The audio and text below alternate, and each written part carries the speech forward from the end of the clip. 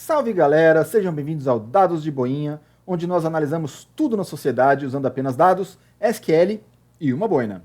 E hoje a gente vai dar um parênteses no SQL para focar no conceito. Eu tenho feito vídeos sobre eleições, sobre pesquisa de opinião. A gente viu que dá para colocar vários institutos de pesquisa fazendo pesquisa simultaneamente, e aí as pesquisas não dão igual, os resultados mudam. E aí cai naquele conceito que todo mundo aqui já viu na televisão: margem de erro de pesquisa, intervalo de confiança, nível de significância, várias coisas estatísticas. E hoje, aqui no Dados de Boinha, eu vou explicar tudo isso de um jeito simples e fácil de entender, esquema professor de cursinho. Vem comigo. Estou aqui com o DuckDB aberto só para a gente olhar aquela pesquisa que a gente fez lá no vídeo passado. Tinha lá 50 institutos de pesquisa fazendo a pesquisa, tinha gente dando 18% para o Doutor Abobrinha, vou rodar de novo aqui só para a gente ver. Então tem gente aqui dando 18% para o Doutor Abobrinha, 19%, 17%, 20%, 21%, tá tudo dando diferente. Bom, não precisa ser nenhum estatístico para saber que cada instituto entrevistou pessoas diferentes. A população é a mesma para todo mundo, as mesmas 10 mil pessoas. Mas cada instituto de pesquisa olhou um grupinho dessas 10 mil pessoas, e um grupo diferente para cada instituto. O que dificulta para a gente enxergar isso é que lá na TV, nas pesquisas eleitorais de verdade, a gente só vê uma pesquisa sendo feita, a gente só vê uma de cada vez. Mas aí cai no que a gente vem fazendo nos outros vídeos. E se a gente pudesse ter várias pesquisas sendo repetidas? Se tivesse 100, 200, 1000 institutos de pesquisa fazendo a mesma pesquisa na mesma população. Foi o que a gente acabou de ver. Doutora Abobrinha com 18%, ou 20%, ou 19%, ou 22%, ou 17%. Se a gente pudesse tirar uma foto da população num instante do tempo, tem um percentual ali que é o percentual certo da população total que vai votar no Doutor Abobrinha. X%. É um número que a gente não tem como saber antes, só no dia da votação. Não dá para saber, mas ele tá lá. Claro, na prática esse percentual vai mudando com o tempo, porque as pessoas vão sempre mudando de voto, mas no dia da votação é tirada uma foto com todas as pessoas e é aquela foto que fica valendo. Então, quando eles fazem a tal da pesquisa, com uma amostra, eles sabem que o percentual que vai dar naquela pesquisa vai ficar dentro de um intervalo de confiança, que no jornal é o que eles chamam de margem de erro. O valor verdadeiro, que a gente não tem como saber antes, só no dia da votação, ele tem que estar dentro desse intervalo de confiança. Então eu tenho que pensar no intervalo grande o bastante para garantir que o valor verdadeiro esteja lá, mas também não pode ser grande demais, senão não adianta nada. Imagina uma pesquisa dizendo: a doutora Abobrinha tem 50% dos votos com margem de erro de 50 pontos para mais ou para menos. Ou seja, pode ser qualquer coisa entre 0 e 100. Uma pesquisa dessa está sempre certa. É lógico que é sempre entre 0 e 100. Mas isso não serve para nada. E esse intervalo de confiança, ele depende de quantas pessoas você entrevista. Se eu entrevistar 100 pessoas, esse intervalo de confiança vai ficar enorme, porque eu não tenho informação suficiente para diminuir a incerteza. Conforme a minha pesquisa aumenta, entrevistando cada vez mais gente, a minha incerteza diminui. Então esse intervalo vai ficando cada vez menor. E aí entra outra coisa que eles falam bastante, que é o tal do nível de significância de 95%. Nível de significância é o seguinte: se a gente fizesse 100 pesquisas iguais, com a mesma quantidade de pessoas, mesmo desenho de amostra, tudo igual, então quer dizer que 95% delas, 95% das pesquisas, o percentual de leitores do Doutor Abobrinha vai ficar dentro do intervalo de confiança. Eu sei, vocês não entenderam nada. Por enquanto vamos deixar fixo em 95% e vou focar no resto da conta. Depois eu volto nele que vocês vão entender o que muda, para que ele serve. Como que é essa conta, Salim? Para fazer a conta a gente vai usar o desvio padrão da amostra, o tamanho da amostra e o nível de significância que já está fixo em 95%. A fórmula é a seguinte: é a raiz do desvio padrão da amostra dividido pelo tamanho da amostra vezes o z-score do nível de significância. Parece complicado, mas vamos entender. O desvio padrão da amostra tem uma pegadinha. A gente precisa saber o desvio padrão para poder calcular o tamanho da amostra, mas a gente não tem nem a amostra. Como é que faz? O voto de cada pessoa individual é uma variável que eles chamam de Bernoulli. É uma variável binária que só pode ser 1 ou 0, ou vota no candidato ou não vota no candidato. O desvio padrão dessa variável Bernoulli é calculado como P vezes 1 menos P, que P é a probabilidade de votar no candidato, é a probabilidade de votar no Doutor Abobrinha. Mas, Salim, a gente ainda nem fez a pesquisa, a gente não tem nem a amostra. Como é que a gente sabe quanto é o percentual que vota no Doutor Abobrinha? Esse é o pulo do gato dos institutos de pesquisa. Aí é que eu te peguei. Eles sabem que a amostra que eles buscam é um monte de zeros e uns, conforme os votos ou não do candidato. Eles não sabem quanto é o P. Então eles vão escolher um valor, arbitrário mesmo. Claro que não é qualquer valor, é o valor de maior incerteza, para a gente subir a régua do teste e ter que pegar a maior amostra. E quando que a incerteza é máxima? Quando quase todo mundo vota no candidato? Ou quando está 50-50? Quando está 50-50, claro. Então eles usam o valor de P igual 50%. P igual 0,5. Então eles simulam como se toda eleição fosse 50-50, ou seja, a mais apertada, a mais difícil de prever. Com isso eles estão puxando para cima o número de pessoas necessárias para a amostra. Se P igual a 0,5, então 1 menos P também é 0,5. Então P vezes 1 menos P, meio vezes meio dá 0,25. Esse é o nosso desvio padrão. Um item está resolvido. O próximo item é o nível de significância, que a gente já fixou em 95%, mas a gente não usa ele diretamente. A gente tem que olhar lá na distribuição normal qual que é o Z-score que ocupa 95% da curva normal. Aqui, galera, a gente está fazendo um teste bicaudal. Quem entender de estatística já vai saber o que é isso, não vou entrar no detalhe aqui. Mas é uma curva da estatística, é a curva normal. A gente pode fazer um vídeo só sobre ela depois. Tem uma conta complicada que eles fazem, mas isso já está tudo pronto, já tem tabelinha pronta disso. Então, para pegar 95% da curva normal, o Z-score tem que ser 1,96. Ou seja, se a gente pega a curva normal, que está centrada no zero, e corta o gráfico desde menos 1,96 até 1,96, esse pedaço cortado vai dar 95% da curva, que é os 95% do nível de significância. Então agora a gente já tem tudo. Nível de significância de 95%, 1,96. Desvio padrão 0,25. Agora é só escolher o tamanho da amostra e ver quanto dá a margem de erro. Se eu fizer uma pesquisa com 10 pessoas, isso vai dar 31 pontos de margem de erro, para cima ou para baixo.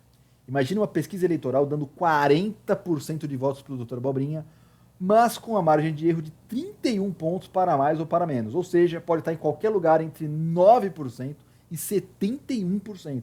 Uma pesquisa dessa não serve pra nada. Se a pesquisa for com 250 pessoas, a margem de erro já cai para 6 pontos percentuais. Então a mesma pesquisa colocaria o candidato de 40% em algum lugar entre 34% e 46%. Já melhorou. Com 1.000 pessoas, a margem de erro cai para pouco mais de 3 pontos percentuais. E com exatas 2.401 pessoas, a gente vai ter uma margem de erro de exatos 2 pontos percentuais, que é o que eles fazem nas pesquisas de intenção de voto das eleições de verdade.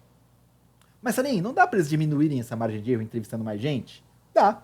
Só que o cálculo é ao quadrado. Você precisa multiplicar a amostra por 4 para conseguir baixar só pela metade a margem de erro.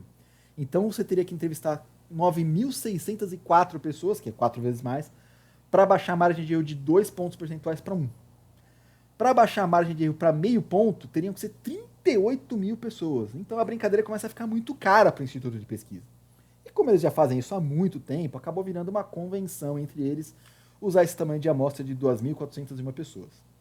Então é isso, galera. Para aplicar a margem de erro é só aplicar essa fórmula. E como a gente já sabe o nível de significância, que é sempre 95%, dá o score de 1,96, vamos voltar nisso. E como a gente sabe também o desvio padrão, a fórmula fica mais simples. 1,96 vezes meio sobre a raiz de n dá 0,98 sobre a raiz de n. A conta ficou simples. Sabendo o tamanho da amostra, eu sei quantos pontos percentuais vai dar na minha margem de erro. Mas beleza, Salim, vamos para a prática. Será que a gente consegue simular esses institutos de pesquisa aqui? Eu vou voltar aqui para o DuckDB, naquele mesmo banco com 50 institutos de pesquisa, e vou mudar já aqui para 100 institutos. Então, no Generate Series estava de 1 a 50, agora eu vou de 1 a 100. E vou rodar aqui a pesquisa desses 100 institutos, e aqui temos os nossos resultados. Então aqui eu tenho 100 institutos de pesquisa, cada um com os seus percentuais aqui, Dr. Vitor, Indecisos, Morgana, Dr. Abobrinha. Vamos pegar um candidato aqui, Dr. Abobrinha. Estão vendo que cada instituto deu um percentual diferente? 18, 19, 20, 15. Mas eles convergem para uma média. Então, se eu pegar esse dado todo aqui e vou jogar no Excel, eu vou exportar os meus resultados. Vou jogar o dado aqui no meu Excel.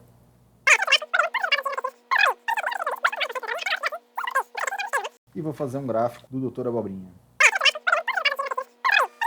Galera, fiz aqui o gráfico ordenando todos os resultados obtidos nas pesquisas para o Dr. Abobrinha. Então a gente tem aqui desde uma pesquisa que deu 22,9% para o Dr. Abobrinha até uma outra que deu aqui 15,3%. Então você vê que aqui a gente tem alguns extremos, né? Mas todas elas se organizam em torno de uma média que é de 19,68%. A maior parte está próxima aqui da média, né?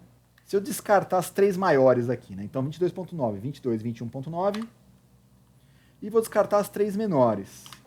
Estamos falando aqui de 94% das pesquisas, porque eu tirei as 3 maiores e as 3 menores. E aí elas ficam oscilando entre 21,7 e 17,4.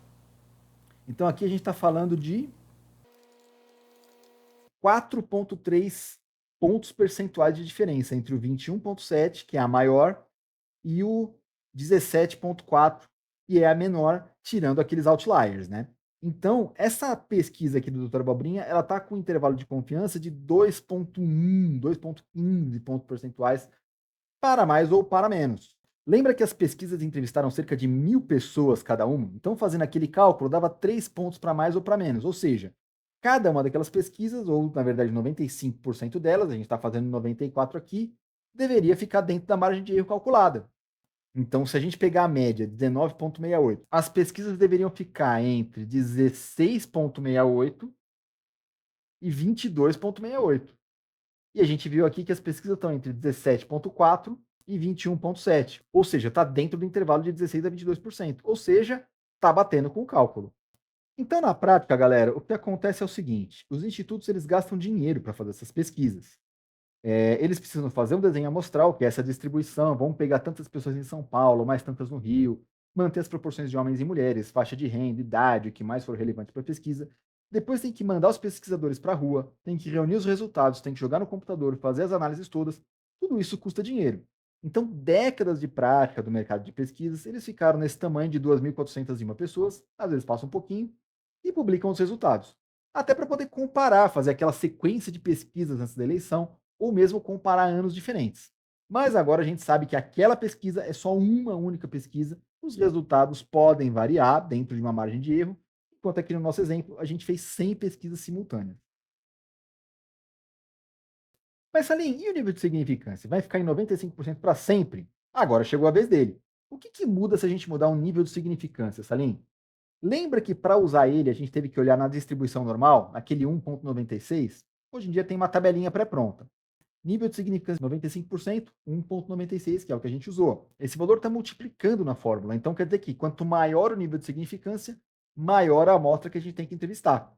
Aquela pesquisa anterior, a gente estava com um nível de significância de 95%, então com 2.401 pessoas, a gente consegue ter 2 pontos percentuais de margem de erro. Mas agora a gente está falando o seguinte, a gente aumentou o nível de significância para 99%. Então agora eu quero um intervalo de confiança que comporte não mais 95% das pesquisas, mas 99% delas. Então a régua subiu. O intervalo de confiança agora é muito maior. Aquela mesma pesquisa com 2.401 pessoas, que dava margem de erro de 2 pontos percentuais, agora vai dar margem de quase 3 pontos percentuais. Então, para eu voltar para os 2 pontos percentuais, o que eu tenho que fazer? Entrevistar mais gente. O nível de significância ele sobe a régua do teto. Então, para o nosso caso aqui, não tem conversa. Significância 95% e bora. Você vai usar 99% só em pesquisas científicas, com muitas casas depois da vírgula. Então, aqui, até para manter o padrão com pesquisas eleitorais que já existem, a gente sempre mantém a significância em 95%. E aí tem mais uma última coisa, galera, que é o tal do desenho de amostragem. Então, tudo que a gente fez aqui parte da seguinte premissa: a amostra é representativa da população. Então, se a população brasileira tem 49% de homens e 51% de mulheres, a amostra reflete isso. Se a população brasileira tem 20% de jovens, 50% adultos e 30% de idosos, a amostra reflete isso. Fora isso, também tem distribuição geográfica. Então, eles pegam lá no censo as regiões, os estados, as cidades, os setores censitários, que é um pedacinho da cidade, e distribuem essas 2.000 pessoas da amostra de acordo com os setores pela população de verdade deles. Por quê? Porque a distribuição de pessoas da amostra tem que seguir a distribuição do Brasil. E isso é difícil, é um trabalho dos institutos de pesquisa para que essas 2.000 pessoas sejam o mais próximo possível de representar a população total do país. Claro, nem sempre vai ser totalmente igual, mas eles tentam chegar o mais perto possível. E isso aí decide quais são as pessoas que vão entrar na amostra. A gente já tinha decidido o tamanho da amostra, agora a gente decidiu quais são as pessoas que vão entrar na amostra. Ou seja, pessoal, para encerrar, a leitura de uma pesquisa eleitoral é exatamente a seguinte: sempre que você vê uma pesquisa eleitoral, leia desse jeito aqui. Com 2.400 pessoas, temos 95% de chance que o percentual de votos do candidato X seja, no máximo, 2 pontos acima ou abaixo desse valor que nós apresentamos. É assim que a gente lê uma pesquisa eleitoral. O objetivo do Instituto de Pesquisa é reduzir essa margem de erro de uma forma saudável, sem baixar muito o nível de significância. Então, na prática, depois de décadas de pesquisas, eles acabaram estabilizando no nível de significância de 95%, 2 pontos da margem de erro. Então, isso é obtido a partir do tamanho da amostra, que também ficou estabilizado em 2.400 pessoas. Então é isso, galera. No próximo vídeo vamos retomar a história dessa eleição no Castelo, que está ficando cada vez mais emocionante. Vejo vocês lá. Até mais!